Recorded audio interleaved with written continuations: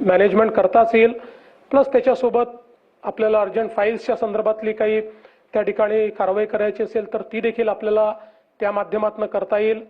याचा दुसरा अर्थ असा आहे की आता सुट्टीच्या दिवशीही समजा आम्हाला कोणी सांगू शकणार नाही की त्या दिवशी सुट्टी होती, आम्ही शनिवारी पण फोन करून सांगू की आता हे अप्रूव्ह करून टाका आणि तुम्हाला ते मोबाईलवर अप्रूव्ह करावं लागेल। तर त्याच्यामुळे आता तो एक आपली ती काय म्हणतात थोडी स्वतंत्र आपलं कमी होईल, पण मला असं वाटतं की त्यातनं आपल्या कामाची एफिशियन्सी जी आहे एफिशियन्सी देखील निश्चितपणे वाढणार आहे। वेगवेगळ्या प्रकारचे जे काही असिस्टंट तयार झालेले आहेत, या असिस्टंट आहेत, चॅट बॉक्सेस आहेत, याचा फायदा असा आहे की ओव्हरऑल आपल्याला सगळ्या मॅनेजमेंट करता आता कुठली गोष्ट शोधायची आवश्यकता नाहीये। आपल्या सर्च इंजिनमध्ये गेलं की सगळ्या गोष्टी आपल्याला उपलब्ध आहेत, त्यामुळे त्यांनी आपली एफिशियन्सी खूप वाढणार आहे। मला असं वाटतं की खूप चांगल्या पद्धतीनं याचं जे डिझाईन झालेलं, मी NICचं देखील अतिशय मनापासून अभिनंदन करेन, कारण जसं मॅडमने सांगितलं की इट वॉज एव्हर इव्हॉल्विंग अशा प्रकारचा प्रोजेक्ट होता आणि मला असं वाटतं की हे आता तुम्ही केल्यामुळे आता देशभरामध्ये याचं रेप्लिकेशन करण्याकरता NICला त्याचा निश्चितपणे फायदा होईल आणि या सगळ्या असिस्टंट्सच्या माध्यमातून खूप चांगल्या पद्धतीचं हे कार्य आपल्याला करता येईल। यामध्ये विशेषतः आपण बघितलं की काही गोष्टी ज्या तयार केलेल्या आहेत, म्हणजे मेंटॉर मेंटी याला केवळ आपण मेंटॉर मेंटीच्या रूपानं बघण्याचं कारण नाही, तर it is creating a new institutional memory. कारण कोणी केलेलं काम हे आपल्याकडे डॉक्युमेंट करून ठेवण्याची पद्धत नाही। म्हणजे समजा 2015ला आलेल्या दुष्काळात आपण काय काय केलं याचं डॉक्युमेंट नाही आहे। हा मेमरी याकरता आहे की अजून ते अधिकारी आपले कार्यरत आहेत, ते रिटायर झालेले नाहीत, पण ते रिटायर झाल्यानंतर मात्र आपल्याकडे कुठलीही सिस्टीम नाही आहे। त्यानंतर त्यांनाच फोन करून विचारावं लागेल की ते 15ला आला होता तर मग तुम्ही सांगोल्याला काय केलं होतं, मग तिथे चारा डेपो कुठे बनवला होता, मग कुठल्या भागात ते झालं होतं, असं आपल्याला त्याचा ते त्यांना विचारल्याशिवाय आपल्याला ते समजणार नाही।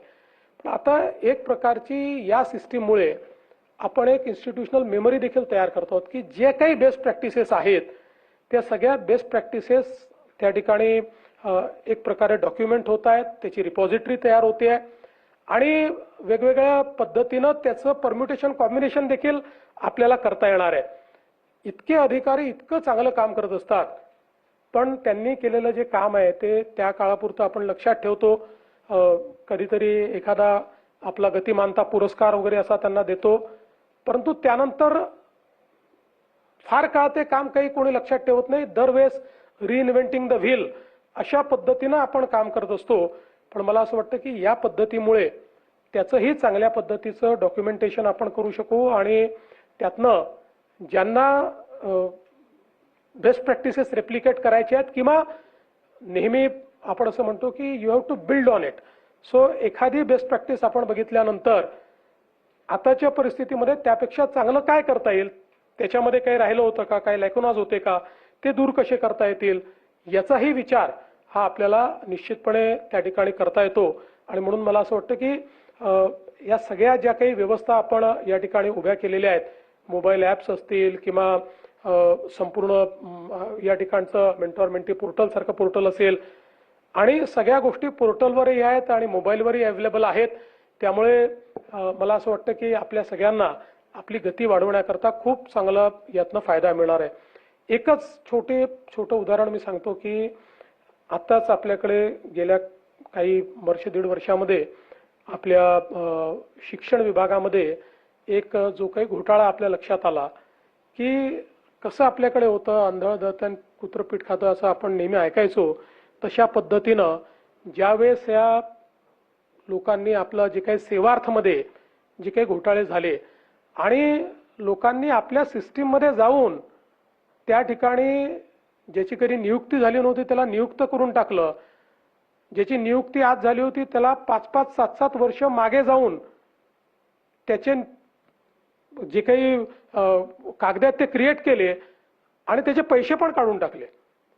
म्हणजे हजार, 2-2 हजार, 5-5 हजार शिक्षक की जे कधी लागलेच नाहीत किंवा ज्यांना आपण लावलंच नाही, किंवा ज्यांचं आपल्याकडे मान्यताच नव्हती पण ते लागले आणि ते पगारही घेत आहेत. ही जी काही आपल्या, म्हणून मी म्हटलं की sometimes a system collapses because of its weight, हे त्याचं उत्तम उदाहरण आहे. आणि म्हणून या सगळ्या सिस्टीम्समध्ये सगळ्यात महत्त्वाचा फायदा आहे, मगाशी आपण बघितलं की ब्लॉकचेन.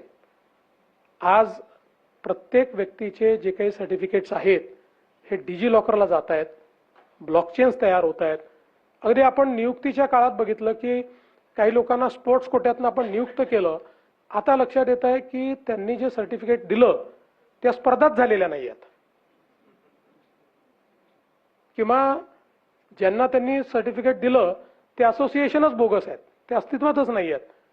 म्हणून आपल्या एवढ्या मोठ्या सिस्टीममध्ये to keep a human eye is impossible. ही सिस्टीम जर चांगली चालवायची असेल तर त्याला अशा पद्धतीचे HR रिफॉर्म्स करून, त्याला डिजिटाइज पद्धतीनं AIचा वापर करून आपण जर केलं तर मला विश्वास आहे की सिस्टीम चांगली होईल, सिस्टीम पारदर्शी होईल, सिस्टीम एफिशियंट होईल. आणि शेवटी कुठल्याही कर्मचाऱ्याला आपली सिस्टीम आपल्याला न्याय देते की नाही, काम तर सगळे करतात पण आपली सिस्टीमच आपल्याला रिस्पॉन्ड करत नाही, ती न्याय देत नाही असं वाटलं तर त्याला कुठलंही मोटिवेशन उरत नाही, किंवा काम करत असताना जो उत्साह आपल्याला वाटला पाहिजे तो वाटत नाही. तर ती सगळी पारदर्शिता या सगळ्या सिस्टीममधनं या ठिकाणी तयार झालेली आहे. म्हणून आज जी सादरीकरण झाली ती इतकी सुंदर झाली. मी सगळ्यांचं मनापासून अभिनंदन करतो, कारण जेव्हा आपण काहीतरी करतो त्यावेळी तो सांगण्याचा जो उत्साह असतो तो त्यात दिसत होता.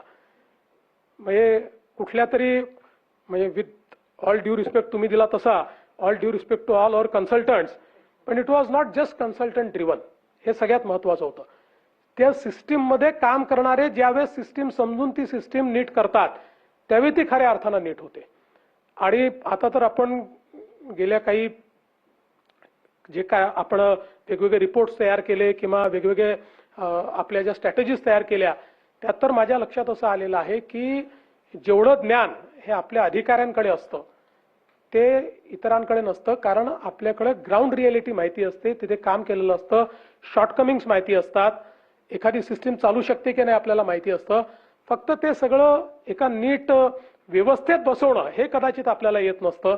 आणि म्हणून मी खरोखर सगळ्यांचं अभिनंदन करतो की अतिशय मनापासून कामही केलं, अतिशय मनापासून सगळ्यांनी प्रेझेंटेशन्स देखील या ठिकाणी केले. ते उत्तम अशा प्रकारचे प्रेझेंटेशन्स होते. त्यातनं खरोखर काय परिणाम त्यातनं आपण साधतो तो परिणाम आपल्याला या ठिकाणी पाहायला मिळाला. आणि म्हणून या सगळ्या टीमचं मी अतिशय मनापासून अभिनंदन करतो. अनेक लोक याच्यामध्ये असे असतील की ज्यांनी काम केलं आहे पण त्यांचं कदाचित नाव आलं नसेल, त्यामुळे अशा सगळ्यांचं देखील तुम्ही माझ्या वतीनं मॅडम सगळ्यांना कन्वे करा की we are very happy about all these reforms. आणि हे जे काही आज HRMS आपण सुरू केलेलं आहे it's a path breaking step आणि फार चांगलं काम तुम्ही या ठिकाणी केलेलं आहे. खरं तर मला असं वाटतं की मी राधा मॅडमचं याकरता विशेष अभिनंदन करेन की यापूर्वी अनेक वेळा GADत अनेकांनी चांगलं काम केलं पण त्या अशा होत्या की ज्यांनी त्यांना अर्थातच आपल्या केंद्र सरकारने तिकडे बोलवणं केलं होतं आणि त्यांना चांगलं पद देखील त्या ठिकाणी द्यायचं होतं. तसं आम्हालाही सांगितलं होतं की आता यांना ठेवलं तुम्ही आता परत पाठवा, पण त्यांनी हा निर्णय केला की नाही, हे काम मी हातामध्ये घेतलं, हे पूर्ण केल्याशिवाय मी जाणार नाही. आणि त्यांनी तो निर्णय करून आणि या ठिकाणी या कामाच्या पाठीमागे पूर्ण शक्ती आपली लावली. म्हणून मी त्यांचं विशेष अभिनंदन करतो. मला विश्वास आहे ही उत्तम सुरुवात आपण केली आहे. एका अतिशय चांगल्या एका स्तराला आपण गेलो आहोत. पण आपल्या सगळ्यांना माहिती आहे की दिस इज अ बिगिनिंग. म्हणजे चांगल्या गोष्टीचं काम आपण केलेलं आहे, त्याचा प्लॅटफॉर्म आपण बिल्ड केला आहे. आता बेस्ड ऑन दिस प्लॅटफॉर्म आपल्याला अनेक गोष्टी बिल्ड करायच्या आहेत. त्या बिल्ड करण्याकरता आपल्या सर्वांना मी खूप मनापासून शुभेच्छा देतो आणि असंच आपलं कार्य पुढे जात राहावं अशी ईश्वराला प्रार्थना करून मी माझे 2 शब्द संपवतो. धन्यवाद. जय हिंद, जय महाराष्ट्र.